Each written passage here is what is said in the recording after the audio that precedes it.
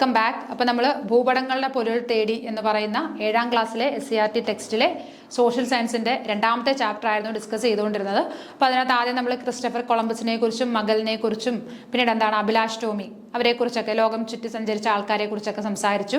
അതിനുശേഷം ഭൂപടങ്ങളുടെ ചരിത്രം തേടി കുറേ കാര്യങ്ങൾ അനക്സിമാണ്ടർ, അതേപോലെ തന്നെ ആധുനിക ഭൂപടത്തിന്റെ പിതാവ്, കുറേ കാര്യങ്ങൾ നമ്മൾ സംസാരിച്ചു. ഇനി അവസാനമായിട്ട് നമ്മൾ വന്നു നിൽക്കുന്നത് ഒരു ഭൂപടം നിർമ്മിക്കാൻ എന്തെല്ലാം കാര്യങ്ങൾ വേണം എന്നുള്ളതാണ് അല്ലേ. അതിൽ പ്രധാനമായിട്ട് എന്തെല്ലാം കാര്യങ്ങൾ വേണം? തലക്കെട്ട് വേണം, തോത് വേണം, ദിക്ക് വേണം, സൂചിക വേണം, അക്ഷാംശീയ രേഖാംശീയ സ്ഥാനം വേണം, അതേപോലെ തന്നെ അംഗീകൃത നിറങ്ങളും ചിഹ്നങ്ങളും വേണം. ഓരോ സ്ഥലങ്ങളും ഏതൊക്കെയെന്ന് നമുക്ക് വ്യക്തമായിട്ട് മനസ്സിലാക്കാൻ വേണ്ടി എന്ത് വേണം? നമ്മൾ അതിന് അംഗീകൃത നിറങ്ങളും ചിഹ്നങ്ങളും ഒക്കെ കൊടുക്കും അല്ലേ. അപ്പൊ ഇങ്ങനെ റെയിൽവേ ക്രോസിന്റെ ഇതുപോലെ കണ്ടു കഴിഞ്ഞാൽ നമുക്ക് മനസ്സിലാക്കാം അവിടെ റെയിൽവേ ക്രോസ് ഉണ്ട്, അല്ലെങ്കിൽ എന്താണ് റെയിൽ പാളം അതുവഴി കടന്നു പോകുന്നുണ്ട് അല്ലേ. അപ്പൊ അങ്ങനെ ചിഹ്നങ്ങളും അതേപോലെ നിറങ്ങളും ഒക്കെ കൊടുക്കും. അപ്പൊ ഇനി അത് ഓരോന്ന് നമുക്ക് ഡീറ്റെയിൽ ആയിട്ടൊന്ന് നോക്കാം. ഒന്നാമത് തലക്കെട്ട്. ഭൂപടത്തിൽ ചിത്രീകരിച്ചിരിക്കുന്ന പ്രദേശങ്ങൾ ഏതെന്നും ഭൂപടത്തിന്റെ ഉള്ളടക്കം എന്തെന്നും തലക്കെട്ടിൽ സൂചിപ്പിച്ചിരിക്കുന്നു. ഇവ പൊതുവെ ഭൂപടങ്ങളുടെ മുകൾ ഭാഗത്ത് കാണിച്ചിരിക്കും. അപ്പോൾ തലക്കെട്ടിൽ നിന്ന് നമുക്ക് എന്ത് കാര്യം മനസ്സിലാക്കാം? ഭൂപടത്തിൽ ചിത്രീകരിച്ചിരിക്കുന്ന പ്രദേശം ഏതാണെന്ന്, ഏത് പ്രദേശത്തെക്കുറിച്ചാണ് ഈ ഭൂപടം നിർമ്മിച്ചിരിക്കുന്നത്, ഭൂപടത്തിന്റെ ഉള്ളടക്കം എന്താണ്, അതിനകത്ത് എന്തെല്ലാം കാര്യങ്ങൾ പറഞ്ഞിട്ടുണ്ട്. ഇത്രയും കാര്യങ്ങൾ നമുക്ക് ആ ഒരു തലക്കെട്ടിൽ നിന്ന് മനസ്സിലാക്കാനായിട്ട് സാധിക്കും. അതേപോലെ തന്നെ ഇവ പൊതുവെ ഭൂപടങ്ങളുടെ മുകൾ ഭാഗത്ത്, തലക്കെട്ട് നമ്മൾ എപ്പോഴും എവിടെയാണ് കൊടുക്കുന്നത്? മുകൾ ഭാഗത്താണ്. എന്ത് കാര്യമാണെങ്കിലും ടൈറ്റിൽ എപ്പോഴും മുകളിലാണ് കൊടുക്കുന്നത് അല്ലേ. അപ്പൊ തലക്കെട്ട് എപ്പോഴും മുകളിലാണ് കൊടുക്കുന്നത്. തലക്കെട്ടിൽ നിന്ന് എന്ത് കാര്യം നമുക്ക് മനസ്സിലാക്കാം? ഒന്ന്, ഏത് പ്രദേശത്തെക്കുറിച്ചാണ് നമ്മൾ, ഏത് പ്രദേശത്തെ ബേസ് ചെയ്തിട്ടാണ് ഈ ഒരു ഭൂപടം ചിത്രീകരിച്ചിരിക്കുന്നത്, പിന്നെന്താണ് അതിന്റെ ഉള്ളടക്കം എന്താണ്. ഈ രണ്ട് കാര്യങ്ങളാണ് ഭൂപടത്തെക്കുറിച്ച് തലക്കെട്ടിൽ നിന്ന് നമുക്ക് മനസ്സിലാക്കാനായിട്ട് സാധിക്കുന്നത്. അടുത്തത് തോത്. ഭൂമിയിലെ രണ്ട് സ്ഥലങ്ങൾ തമ്മിലുള്ള അകലം ഭൂപടത്തിൽ ചിത്രീകരിക്കാൻ ഉപയോഗിക്കുന്ന ആനുപാതിക അകലമാണ് തോത്. അപ്പൊ നോക്കിയേ, ഭൂമിയിലെ രണ്ട് സ്ഥലങ്ങൾ തമ്മിലുള്ള അകലം.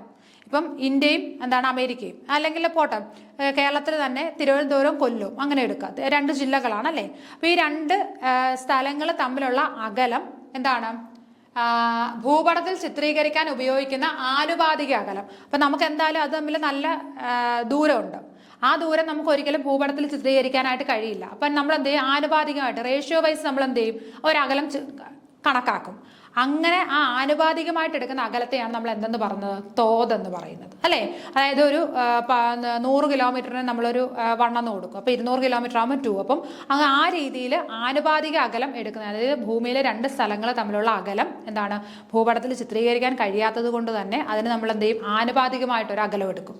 ആ അകലത്തിനെയാണ് തോതെന്ന് പറയുന്നത്. തോത് ഉപയോഗിച്ച് മാത്രമേ ഭൂപടങ്ങൾ നിർമ്മിക്കാൻ സാധിക്കൂ. അപ്പൊ തോത് ഉപയോഗിച്ച് മാത്രമേ ഭൂപടങ്ങൾ നിർമ്മിക്കാൻ സാധിക്കൂ. ഒരിക്കലും നമുക്ക് ഒറിജിനൽ ഡിസ്റ്റൻസ് വെച്ചിട്ട് ഭൂപടങ്ങൾ നിർമ്മിക്കാൻ പറ്റില്ല അല്ലെ. ഒറിജിനൽ ഡിസ്റ്റൻസിന് പകരം നമ്മളവിടെ എന്താണ് കൊണ്ടുവരുന്നത്? തോത് കൊണ്ടുവരും അല്ലെ, സ്കെയിൽ കൊണ്ടുവരും. ആ സ്കെയിൽ വെച്ചിട്ടാണ് നമ്മൾ എന്ത് ചെയ്യുന്നത്? ഭൂപടങ്ങൾ നിർമ്മിക്കുന്നത്. അപ്പൊ എന്താണ് തോതെന്ന് മനസ്സിലായല്ലോ. ഇതിലൂടെ വലിയ ഭൂപ്രദേശങ്ങൾ ആവശ്യാനുസരണം കൃത്യതയോടെ ചെറുതാക്കി വരയ്ക്കാൻ സാധിക്കുന്നു. അപ്പൊ ഇങ്ങനെ ഈ തോത് കണ്ടുപിടിക്കുന്നതിലൂടെ, അല്ലെ തോത് വെച്ച് നമ്മൾ ഭൂപടം വരയ്ക്കുന്നതിലൂടെ ഉള്ള പ്രത്യേകത എന്താണ്?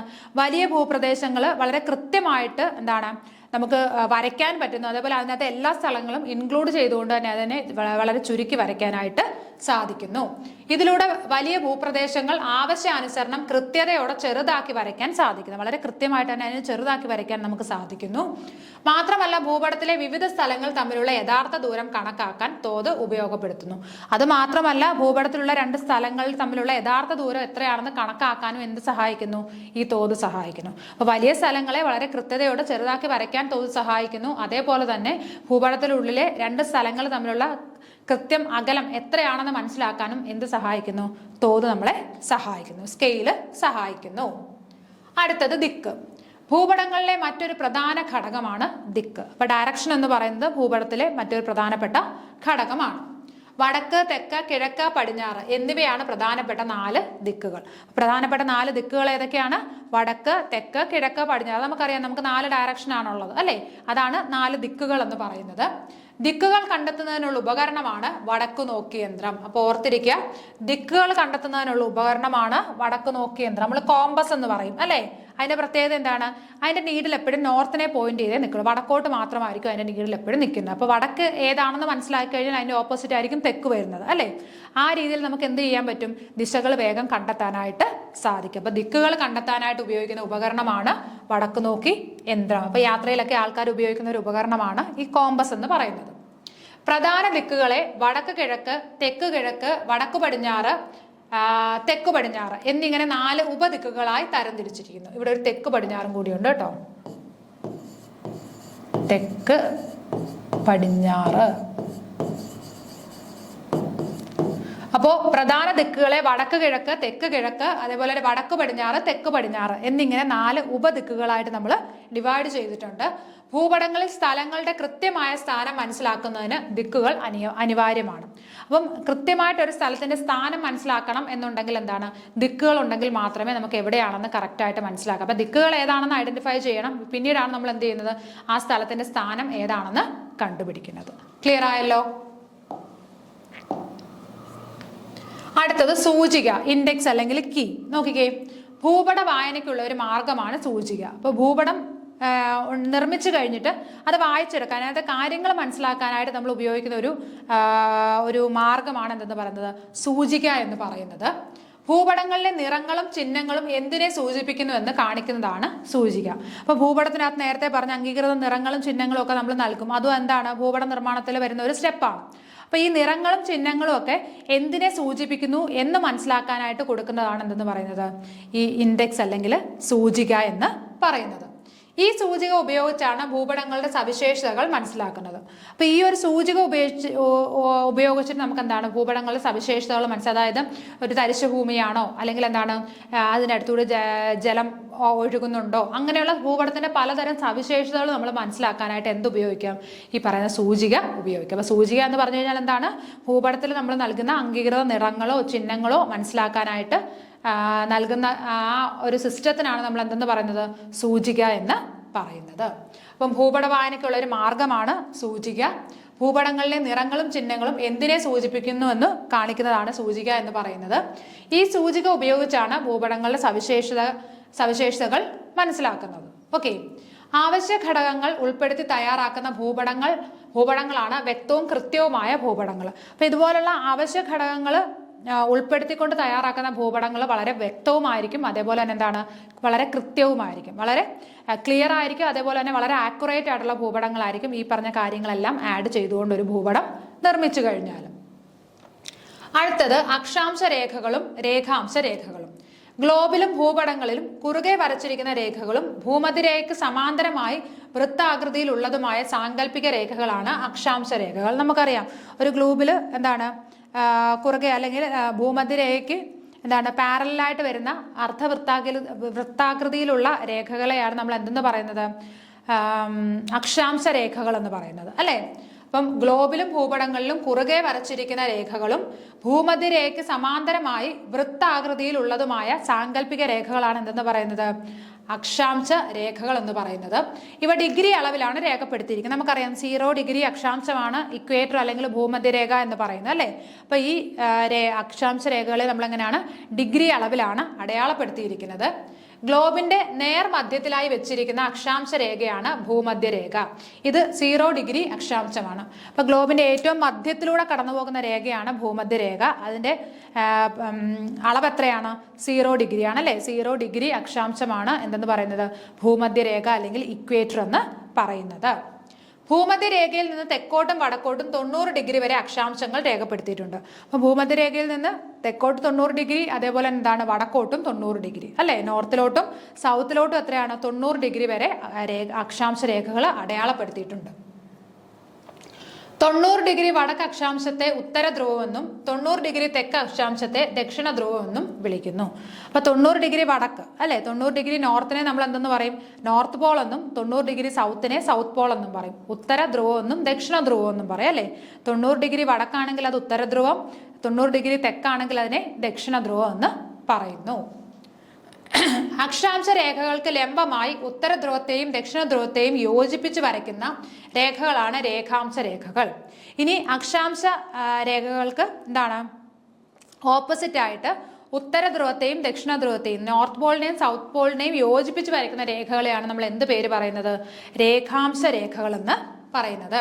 ഇവയും ഡിഗ്രി അളവിലാണ് രേഖപ്പെടുത്തിയിരിക്കുന്നത്. അപ്പൊ അവയുടെയും അളവ് എങ്ങനെയാണ്? ഡിഗ്രി അളവിലാണ് രേഖപ്പെടുത്തിയിരിക്കുന്നത്.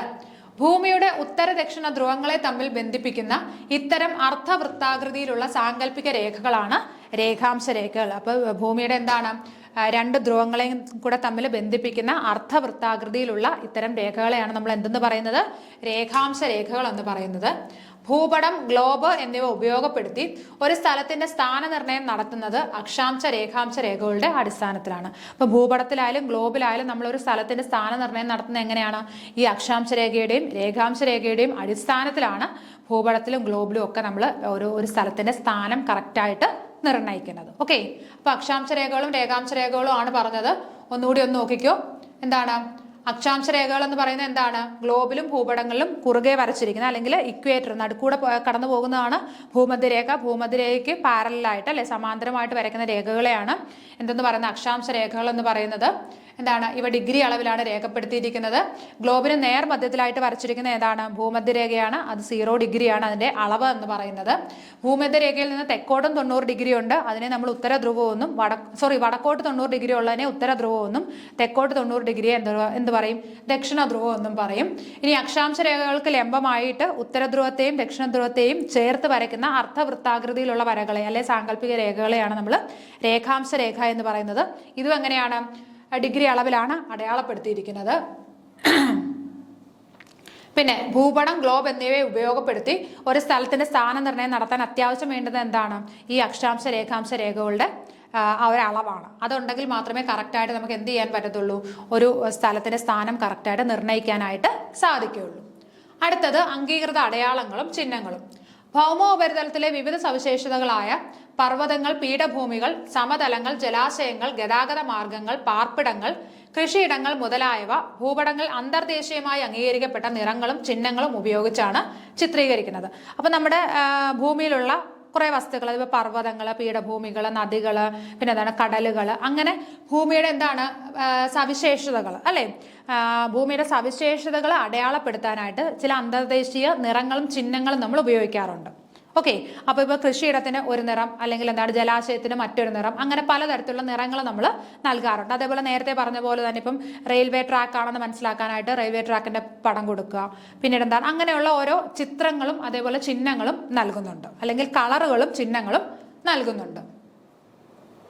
ഓക്കെ, അപ്പോൾ ഇത്രയും കാര്യങ്ങളാണ് നമുക്ക് ഈ ഒരു സെഷനിൽ പറയാനായിട്ടുള്ളത്. ഇതിൽ ഏറ്റവും പ്രധാനമായിട്ട് നിങ്ങൾ നോക്കേണ്ടത് ഭൂപട നിർമ്മാണത്തിന് വേണ്ട പ്രധാനപ്പെട്ട കാര്യങ്ങൾ, തലക്കെട്ട്, തോത്, പിന്നെന്താ സൂചിക, അംഗീകൃത ചിഹ്നങ്ങൾ, നിറങ്ങൾ, അങ്ങനെയുള്ള കാര്യങ്ങൾ. അതാണ് ഈ ഒരു ചാപ്റ്ററിൽ ഏറ്റവും ഇമ്പോർട്ടൻ്റ് ആയിട്ടുള്ളത്. അത് അത്രയും വ്യക്തമായിട്ട് പഠിക്കുക. എല്ലാവരും നന്നായിട്ട് പഠിക്കുക. മറ്റൊരു വീഡിയോയിൽ വീണ്ടും കാണാം. Okay, thank